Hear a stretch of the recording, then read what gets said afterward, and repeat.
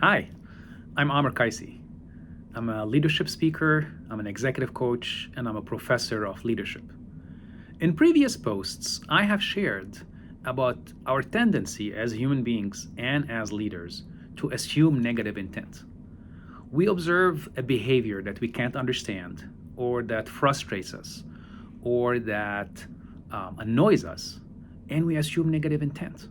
We make up a negative story. In this video today, I want to share with you some practices about how we change our mindset and how we start assuming positive intent. I'm going to share with you three evidence-based practices, and they are how to pause, how to reframe, and how to humanize. They sound simple, but they're not easy. Because when we're well rested, when we're calm, assuming positive intent sounds simple. However, it's much harder when it's the end of the day and you still have 800 emails to go through. So the first practice is pause. How to pause, which is deceptively simple. But I believe that pausing is one of the most underrated leadership skills.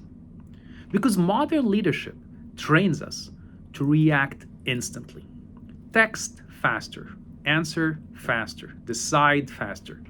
We have prioritized speed over wisdom. Look, the goal is not to suppress emotion. The goal is to create just enough space between stimulus and reaction so that we can consider another possibility. And in that tiny space between stimulus and reaction, that's where leadership lives. That is where our intentionality, our choice, and our awareness is. Now, here's the interesting part. The research shows that simply telling ourselves, next time when things get heated, I'm going to stay calm, doesn't work very well. Because in stressful moments, as we all know, the rational part of the brain goes offline and the emotional part of the brain grabs the microphone. As the great philosopher Mike Tyson once said, everybody has a plan until they get punched in the mouth. So, having vague goals doesn't work. What does work, according to the research, is specific implementation intentions, which means pre-deciding ahead of time who you want to be and how you're going to show up. And that takes the form of having specific if-then responses, which works much better. So if someone interrupts me in a meeting, then I'm going to take a sip of water and respond calmly. If I receive an email that makes me angry, I will write the response and then I will wait until tomorrow before sending it. I believe that delayed send is the single most important technological advance in the last 20 years. So if-then scenarios. If someone disappoints me, then I will pause and ask myself, what else is going on? You know, the reason why pausing is powerful is because it interrupts the story that our brain automatically writes. And once we create that small space, then we have the ability to give grace to the other person and assume positive intent. So the first practice was pausing. The second evidence-based practice is to reframe. And reframing is about changing that negative story that we automatically tell ourselves. Because the truth is, most of our suffering does not come from events themselves. It comes from the story and the meanings that we attach to those events. And as human beings, we create stories and we attach meaning to everything. One vague message can ruin our entire evening. A colleague texts, "Can we talk tomorrow?" And now I'm imagining a whole confrontation. Psychologists call this our explanatory style, the usual way we explain the world to ourselves, the usual way we explain what's happening to ourselves. These are the stories that we invent when we don't actually know what's going on. And to assume positive intent, we need to move away from pessimistic stories that are fueled by the negativity.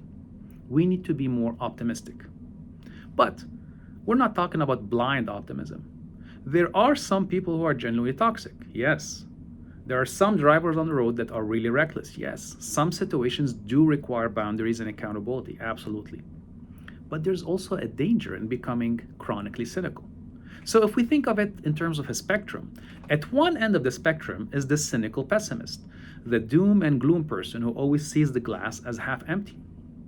On the other hand is the naive optimist, the person who always sees the glass as half full, even when the building is on fire. Neither one of these is effective. So, what we're aiming for is the sweet spot in the middle, realistic optimism, where we see the glass exactly as it is. Let's think of a specific example. Let's say that a new colleague sends you an especially aggressive email questioning a decision that you have made. The pessimistic interpretation is this relationship is ruined forever. This is going to become political. Now it's going to be my team against their team. And this person is difficult to work with because of their personality.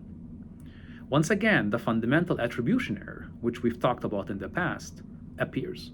We assume that their behavior reflects only their character and not their situation. But reframing asks us to slow down and consider possible other explanations. Yes, the email was aggressive, but it is one email. Maybe this moment does not have to define the entire relationship. Maybe we can talk about it and we can resolve the conflict. It doesn't have to be a long-term conflict. And maybe this person is anxious in their new role. Maybe they wrote that email too quickly. Maybe they're having the same bad day that I had last week.